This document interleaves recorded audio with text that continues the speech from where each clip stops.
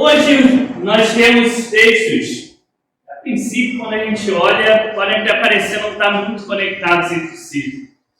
Mas tem uma coisa que une eles e que às vezes passa batido. E essa coisa é a questão da arrogância e do preconceito. Pode parecer que são coisas muito distintas, mas não são. Basicamente, o nosso preconceito nasce da própria arrogância. Mas de que forma isso tem a ver com a nossa vida de fé? Na nossa arrogância, nós muitas vezes não entendemos o agir de Deus, não entendemos como Deus quer agir, como Deus pode agir, não entendemos de que forma é a ação de Deus. Preferimos confiar muito mais em nós mesmos, muito mais naquilo que nós pensamos ser o melhor. É por isso que Jesus, no texto do Evangelho, ele mesmo fazendo tudo que ele fez, tudo que ele fazia, as pessoas começam ali, mas beleza, ele está fazendo uma coisa muito legal. Aí esse daí não é o carpinteiro que a gente conhece, a gente não convive com a família dele, não convive com os seus parentes, e perde a credibilidade. Até tem um ditado popular, que santo de casa não faz milagre. Mas é bem em cima disso que Jesus fala. O profeta, ele às vezes não recebe a devida honra justamente na sua própria terra. As pessoas não conseguem ver o agir de Deus daquele que é muito parecido com elas. A gente quer agir de Deus de uma outra forma, não através daquele ali que é mais um comum igual a gente, mesmo com todas as evidências mostrando o contrário. Isso também nos mostra quando nós vamos no texto lá na carta do apóstolo Paulo. Ele está contando sobre uma situação, fala de um cristão que ele conheceu. Alguns dizem que ele pode estar até falando dele próprio, está dando uma amenizada, porque ele próprio ele vai falar que ele não quer ser reconhecido, ele é o tal, não, quer que as pessoas vejam o que ele está falando, não que ele é o cara, ele é demais, não é isso que ele quer. E aí tem uma coisa que é muito interessante, que passa muitas vezes batido pelas pessoas. Ele falando de um espinho que ele tinha na carne, algo que lhe provocava dores, algo que lhe provocava provocar um certo sofrimento. E ele, inclusive, fala que ele orou a Deus para ser curado daquilo. Mas que ele começou a entender, pelo que Deus mostrava a ele, que era super importante para ele aquela situação, que era justamente para não deixar com que as coisas subissem à sua cabeça, que ele deixasse ser tomado pela arrogância. E a gente já sabe a história do apóstolo Paulo, sabe que no passado ele já tinha sido tomado pela arrogância, pelo preconceito, na forma dele de viver a sua vida de fé, e a gente viu que o resultado não foi muito legal naquela época.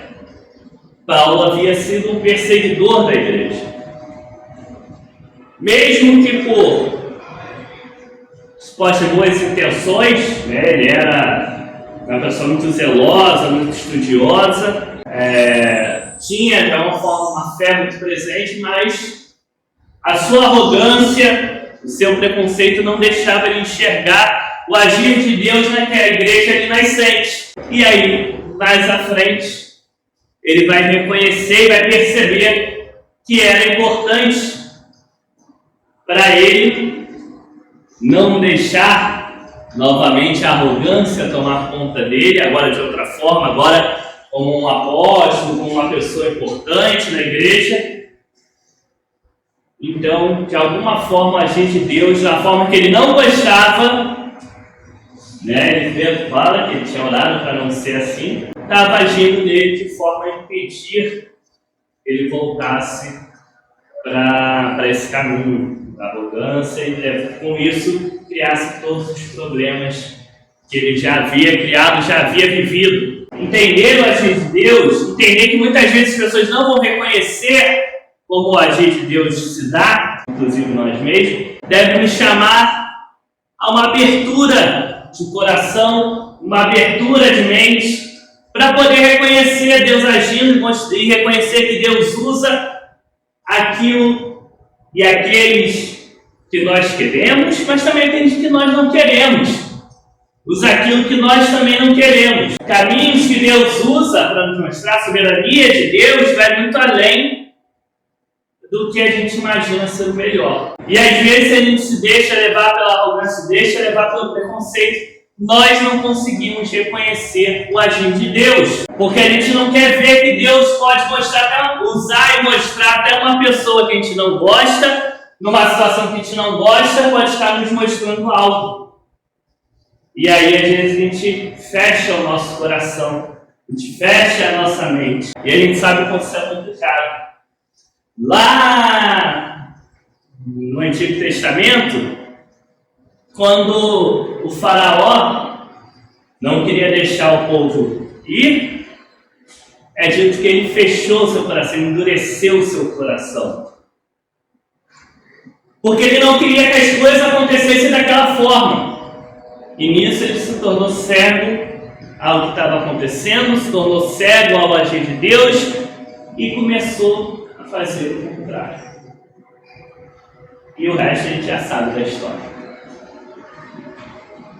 Nós somos chamados a ter esse cuidado.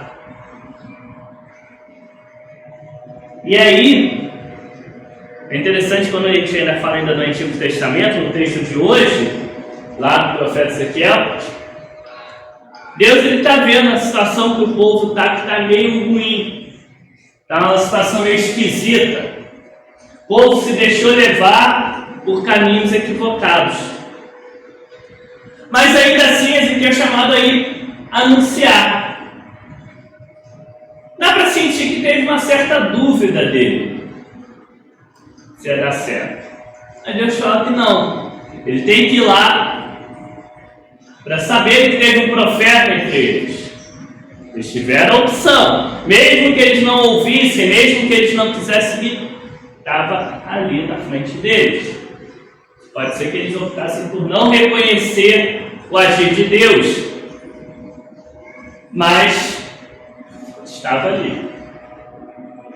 Mesmo que às vezes o próprio profeta tivesse alguma dúvida se aquilo daria certo. Nós somos chamados à mesma coisa. Somos chamados a nos abrirmos para reconhecer, perceber, discernir o amor de Deus e a ação de Deus no mundo, na nossa vida, ao nosso redor. E somos chamados a testemunhar o amor de Deus, a graça de Deus, a ação de Deus. Vai dar certo? Não sabemos. A gente deixa isso nas mãos de Deus. A gente faz a nossa parte. A gente busca deixar que Deus mesmo conduza o processo, seja como for. E essa é uma coisa que às vezes é um pouco difícil para a gente. Confiar em Deus.